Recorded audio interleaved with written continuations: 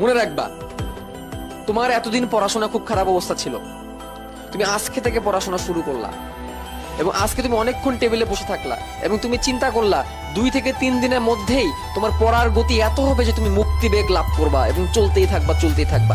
এরকম তুমি যদি চিন্তা করো বাবা, তাহলে খুব তাড়াতাড়ি তোমার শেষ বেগ একদম শূন্য হবে।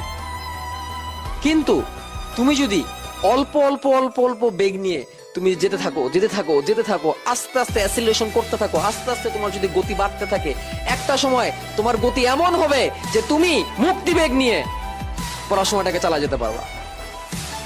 কিন্তু তুমি যদি চিন্তা করো যে আজকে আমি শুরু করছি, আজকে আমি একদম হাই স্পিডে চলতে থাকবো, আজকে আমি একদম 8 ঘন্টা পড়ে ফেলবো, আজকে আমার প্রোডাক্টিভিটি একদম 80% হবে, তাহলে বাবা খুব তাড়াতাড়ি তোমার থেমে যাওয়া লাগবে। কিন্তু তুমি 10%, 15%, 20%, 25%, 30%, 35%, 40% করতে থাকো, একদিন ছেড়ে তোমার 90% যাবে ইনশাআল্লাহ।